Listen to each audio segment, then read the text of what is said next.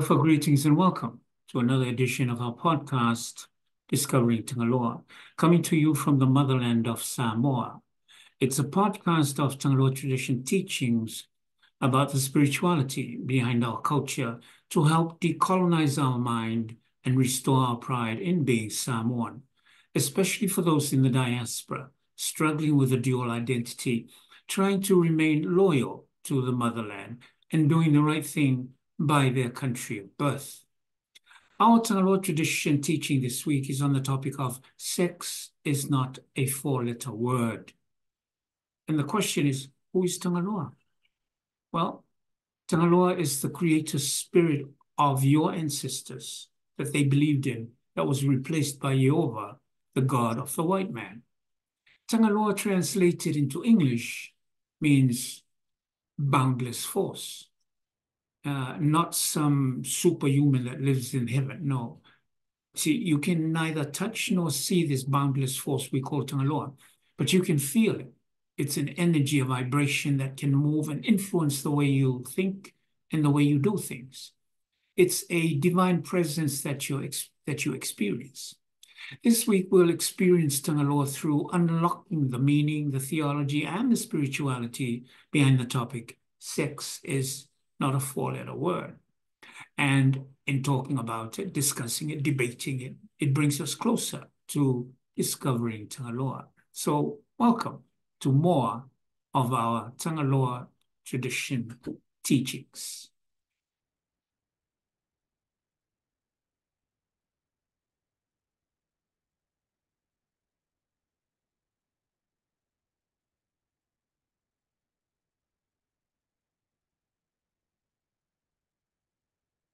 Our topic for this week, Tangaloa tradition teaching for this week, is sex is not a four-letter word.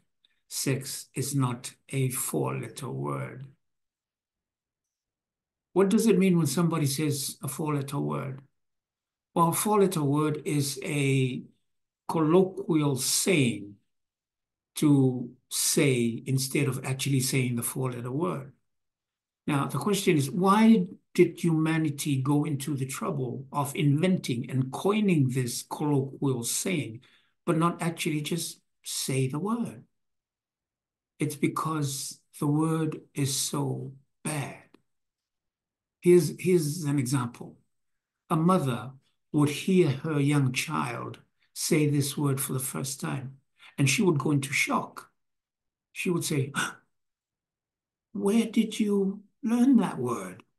And the poor child will panic, and he would try to remember. And when he does, he knows that the situation where he heard the word is now the situation that's happening now. So he threw it in because people were throwing that word in at that time. So he thought he'd throw it in.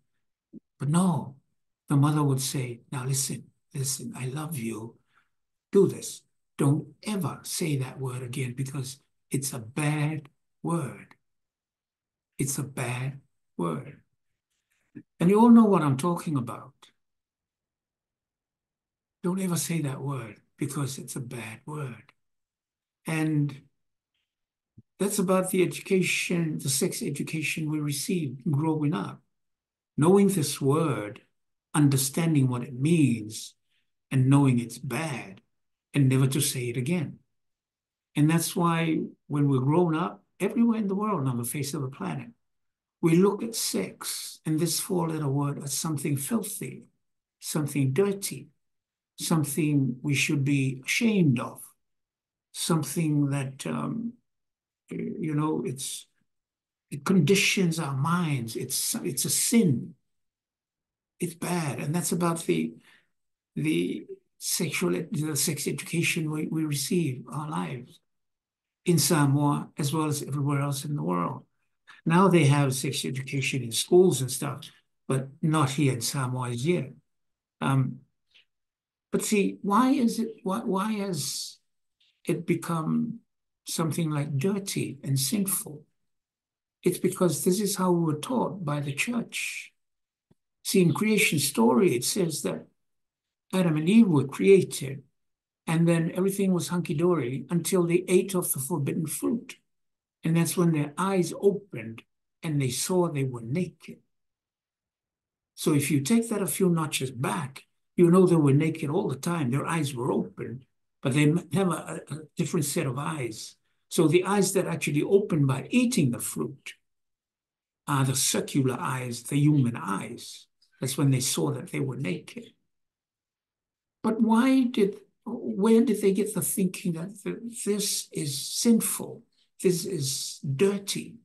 Because they went and hid, and when they came out, when God called them, they came with leaves covering their private parts.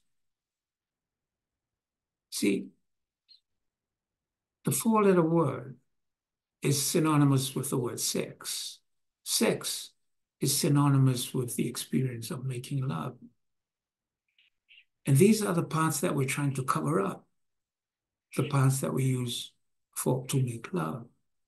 And to make love is to obey what I think and Tangaloa tradition believe should be the 11th commandment. After God created everything, then he looked at it and he said, it is good. So everything that was created was good. And then the 11th commandment, he says, be fruitful and multiply. He wasn't just talking to the humans. He was talking to everything in creation because he created the original. Everything that came after that was up to us, to the animals, to the trees, and everything created, the fish, everything created to be the procreator, be the co-creator with him, to continue this line of humanity, the line of the plants and the trees, the fishes, the animals, the insects, the birds, and everything. So why is it a filthy act? That's how we learned about it in church. Because I am not saying anything that's different from what you know, because you know this is the truth. This is what we were taught. The church has stripped love from the experience, the sacred experience of making love. Sex, making love. The church has stripped love from the experience of making love. Listen to the word, making love.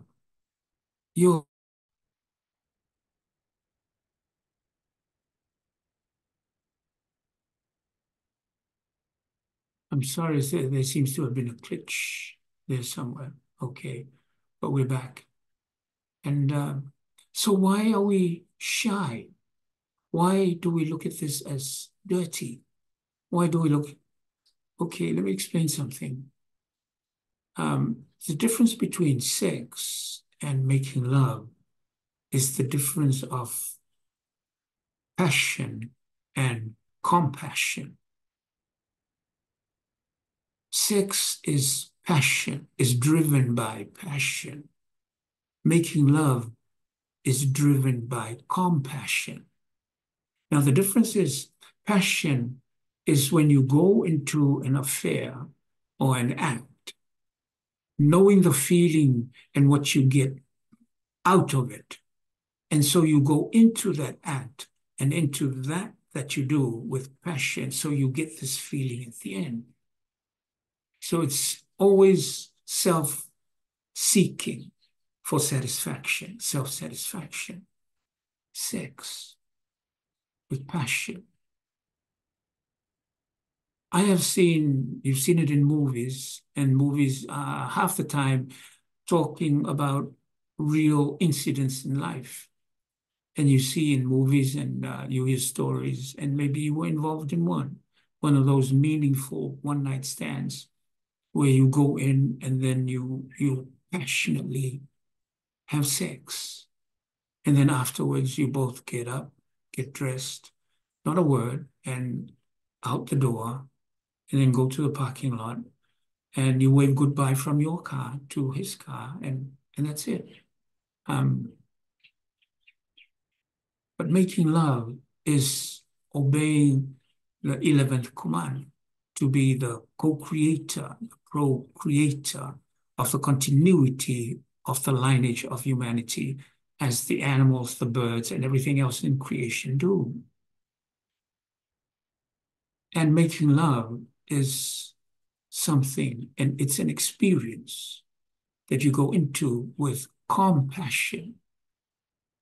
Now, when we talk about compassion, you are going in with the other person's welfare first and foremost in your mind.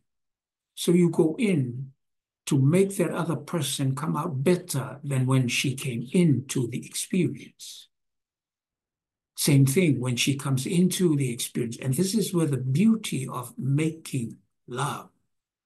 See, everything is created from love. And love has two sides to it as well. I mean, look at what Hitler did. He did it out of love. He did it out of love for power. So be very careful when we talk about procreation, sex, and making love. As the 11th commandment asks, be fruitful and multiply. This is the act where you go in with compassion to make the other person feel better after the experience than when they came in. But the beauty of it is the other person come in with the same compassion to make you come out better than when you came into the experience. And that is where the sacredness of this union comes in. It's not done with passion, with lust. It's done with love and compassion. So now you're doing, and then something comes to mind when I speak of this, is when Jesus says, what good is it of loving somebody who loves you? Love those who don't love you, and the reward will be 100 times fold, because you're loving, you're walking the crooked path straight. You're loving somebody who doesn't love you, but you bring them into the fold, this love, so that they could do something to better this leva, the relationship. So can you imagine going into this experience, this sacred experience of making love, you going in thinking for your partner to come out better after the experience. And she in return comes in feeling exactly the same thing. Selfless love, putting the other person first. And you both know that the feeling you have from this experience is euphoric. It's out of this world. But there is something more beautiful and glorious than that. And that is the joy of seeing the joy in the eyes of him or her you have touched with your compassion, as you are touched with her compassion. Sex is not a four-letter word, but sex is different from making love. Because when you make love, it's procreation, doing it according to creation. It's done with compassion. And listen to the word, make love. God created humanity out of love. And now you are procreating out of love.